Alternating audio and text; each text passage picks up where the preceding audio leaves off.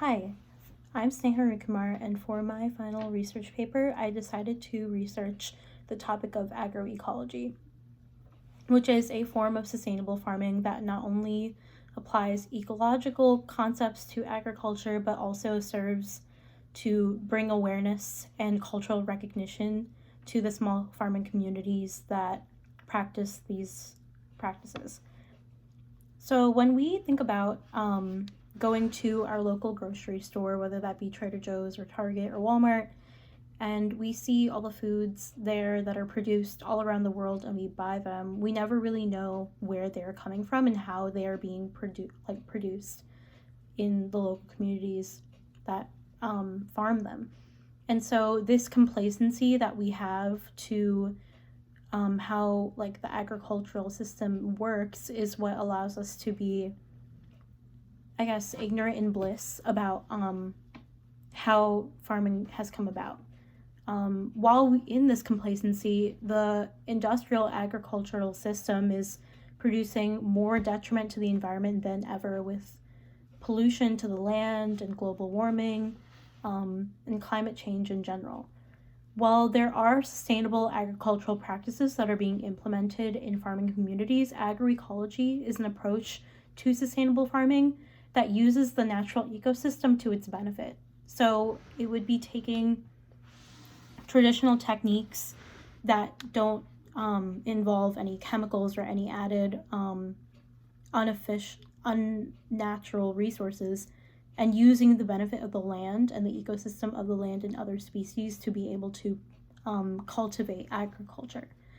This also includes the traditional ancient techniques of indigenous communities within each area that produces certain foods, and also highlights the importance of awareness within the cultural recognition of the communities that are serving us. So to grasp agroecology in its best way possible, we need to first understand the idea of how it is rooted in agriculture. Its history has both a practice and a theory, and how it is currently being implemented in places across the world, and what its future could look like globally to farmers. So in order to talk about agroecology, we first have to understand what the larger scale food system looks like. So when we talk about food systems, or what we mean by that is a food system is basically a broad structure that involves activities, social and institutional structures, and processes related to the production, distribution, exchange, and the consumption of food. So overall, just how food works in our society. And this definition comes from the journal exploring the concept of agroecological food systems in a city region context. So agriculture by itself is a system within the food system, embedded in the ecosystem and sociological practices of agriculture. The ways in which we get our food and how it is produced and brought through the system has ranged from traditional to modern food systems. Traditional processes of producing and distributing food has like a localized production process with the allowance for interaction between the different ends of the community that focus on food, from like the producers and the distributors. They're in very close contact with each other, having short supply circuits and more diverse options of produce. So let's say in a localized community where everything is worked in vertical integration from the ground up, you're producing the same food, you're distributing it to the local community, and it stays circulated within that. You have a more diverse range of options to choose from, and they're healthier too because of the lack of distance between each part of the process. So that's what traditional food systems have looked like in history, with local communities being different hubs for agriculture. But the globalization of agriculture through industrialization and the Green Revolution of the food market has led to the formation of modern or conventional food systems, which involves dissociated parts of production. The large and delocalized system makes the interaction between each community that works through the system very difficult.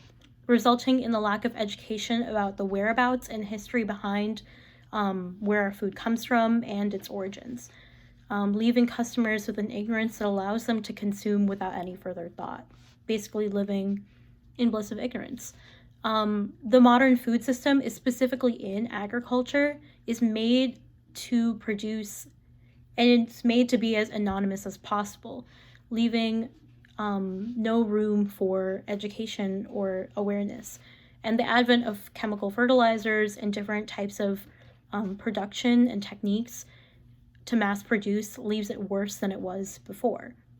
Agroecology, apart from the traditional and modern food systems, more than just working to relocalize food and agricultural systems, agroecology works to bring awareness to the context behind the food production and the ecosystems that impact it.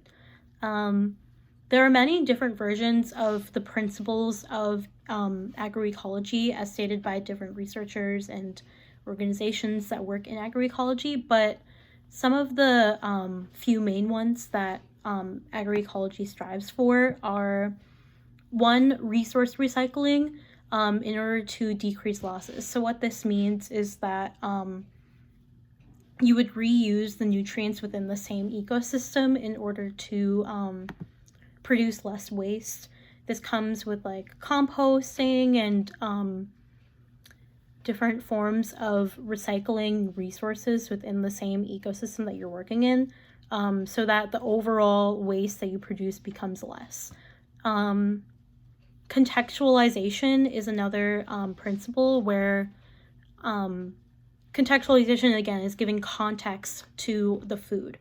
And it's more place-based agriculture. That means looking at not only where the food comes from, but the techniques in that certain region that are specific to that region and the culture of what they do there to produce the food. So giving context to our food and where it comes from. Another one is resilience, which basically means resilience within the agricultural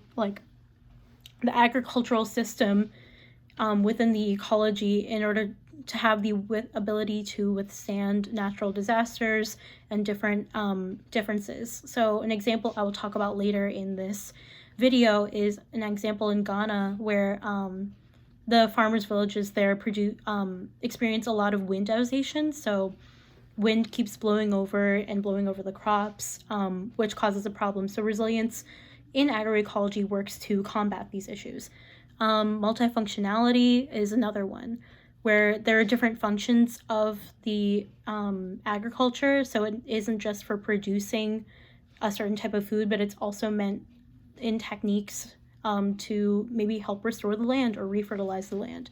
So those are a few of agroecology's principles. Another one is stressing the importance of the human system that allows agriculture to thrive. Because according to the article Agroecology, the Future of Sustainable Farming, agroecology integrates the study of the entire food system, right? And this is learning to embrace the connectivity of systems, emphasizing unique, appropriate, and context-specific solutions to each and every farming situation. And a lot of the times, those that are practicing sustainable farming are smallhold farmers that are not industrial, that aren't successful enough economically. So they are using traditional practices to be able to sustain themselves through our agriculture. Small-scale farmers are the most likely to utilize these agroecological values, and they're the ones cycling produce in and out of their own local sites. So having the acknowledgement and the awareness about the communities that are giving our food is one way of social awareness to open our eyes, and that helps with the rights of farmers and is able to give us a lot more context. So when we talk about the history of agroecology, we can talk about it both as a form of practice and as a form of a theory. In terms of practices of agroecology, not many people know that the indigenous communities and cultures that have existed in our land for histories are the techniques, they produce the techniques that we're implementing in today's agricultural places. Indigenous peoples had innovative techniques that they were able to live off of the land for their local communities, and many of the modern day agroecological practices revolve around ancient indigenous practices. So one example that I bring up in my paper is the chinampas. Chinampas are an agricultural system in the southern Mexico Valley, from the Aztecs or Mesoamericans that lived there at the time. Basically, chinampas were an agricultural system of floating artificial islands set on wetlands. So these artificial islands would have high agricultural productivity and have a great ecological importance to the land because they sustain themselves through a built-in irrigation system. So within the different islands within the wetlands, each island has a 1.5 meter root system underneath that includes roots, it includes nutrient dense soil that is connected to the water below. And so the nutrients from each of the plants within that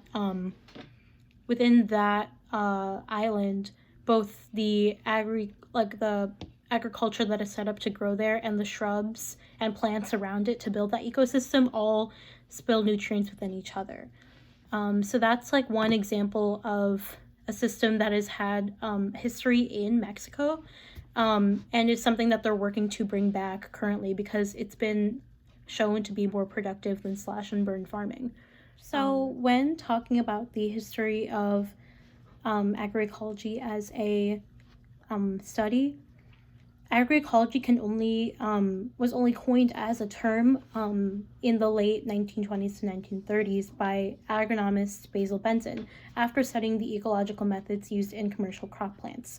After that, various studies came out in the decades post, studying the relationships between animals and plant production in the ecosystem, including zoologist Frederick Tischler's works in which he used the term agroecology to describe problems with pest management, insects, and soil biology, and how those related to agriculture.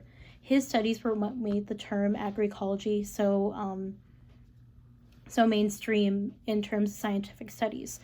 At the same time, while these scientific studies were going on, in the later 20th, 21st centuries, a social movement arose from different farming communities globally to combat the capitalism and privatization of agriculture that came along with the Green Revolution, stating that the privatization of agriculture furthered the detrimental environmental effects, making the need for sustainable agricultural measures very desperate.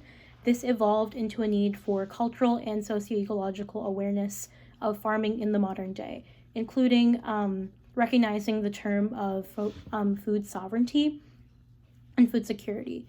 Food sovereignty basically implying that the food that we consume, we should know what we're coming from. It's another big push, and it highlights the demands for the local distribution and other freedom in terms of production and distribution within local communities that are making these foods. So current implementations of the agricultural processes involve the process of using techniques to fix issues rooted in various agricultural landscapes, most left behind by harsh industrial farming. One example of the use of agroecology for this rehabilitation is agroforestry in Ghana's smallholder farmers. In a study done by Divine Apia and Patrick Nyarko in 2015, the farming regions of Apaso and Abenki, they were studied for its agricultural challenges and what agroforestry did to fix their problems. Agroforestry is highlighted as a study of the use of trees that are grown in conjunction with the agriculture. So observing the problems they had in the land, Some of them were highlighted as poor soils as the main reason for their problems, infertile soils, due to the amount of continuous farming strain done without any rehabilitation period. There was also small farm size inadequate for family farmers to meet the produce needs. Insufficient rainfall and strong winds that impacted crop production and weed infestations. So these were all problems that they had. Agroforestry was able to mitigate these issues using certain techniques. For one, with the poor soil, trees that were able to fix the nitrogen biologically in the atmosphere were placed in the agricultural system and were able to rehabilitate the soils and asphyxiate them with nutrients. And that proved successful in improving soil fertility and restoring nutrient-lacking soil. To mitigate the issue of climate variability with the rains and winds, trees were placed strategically in a formation called a planting windbreak, which means it was planted as sort of a barrier to prevent winds and soil erosion. Planted at the borders of the farmland, they protect the maize and other crops that were there, and vegetable crops, and have the ability to sometimes divert the direction of wind. Say if it's blowing this way, it can stand long enough that wind will disperse the other way. So using these farming methods in Ghana as an example, there are current implementations of agroforestry and agroecology all over the world. Observing the effects of agroecology and sustainable farming in various places worldwide, it's important to discuss the implementations and future impact of the small share farmers that cultivate the majority of ecological farming. So one question that we need to ask ourselves is whether this method on its own right now is fully sustainable as a method to provide for a global food system. According to Joseph Gakpo in his article, Relying on Agriculture Will Jeopardize Africa's Food Security, Agriculturally, agroecology may be an issue of cost for some small-scale farmers looking at how to be able to mass-produce crops on a global scale with an ecologically sensitive focus. Many are skeptic of solely relying on agroecology as they want to provide food security in consumers, and agroecology alone will not be enough to feed millions of people. The point also is brought up that food security is a dependent for a lot of people. So in terms of a discussion of whether farmers can afford to rely on agroecology is complicated and is still being debated because of how new this form of agriculture still is. It is clear that ecologically sensitive practices do work during studies and honing in on certain communities. But looking at the socioeconomic impacts of this agriculture beyond the small communities is still something that needs to be carefully examined and practiced in order to get a better idea of what its future could look like. Because right now, being practiced in small communities, agroecology works within that local environment, but to provide for the global perspective could take a long time to procure. One way this will emerge as a viable method of modern agriculture is if we take the steps to institutionalize agroecology in a way that will be steady and sustainable for small-scale farmers to carry on their backs. There is a growing number of farmer organizations that are emerging in developing countries that will take traditional training and programs in order to be able to implement it in their own communities, establishing diversity and cultural importance of their techniques. Specifically in South Africa and Brazil, these sorts of training organizations are there to integrate the local public with techniques such as agroforestry and other things that they may need to rehabilitate their land and their techniques. While the future of agroecology is still very much up for debate, it is clear that it is becoming a viable farming practice in communities where it is given a priority. So when we look at agroecology as a whole, looking at the history, looking at how it's rooted in farming systems, current implementations, and what is there to go forward, we know that this is something that is not so far off, but is definitely in the future of practice.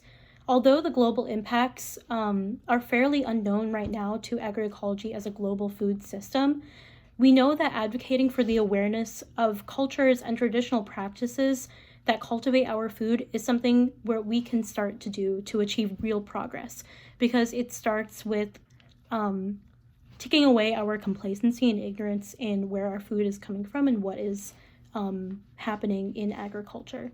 So the next time you visit your local grocery store, think about how you can involve an ecological mindset in your actions. It's never too late to start. Thank you.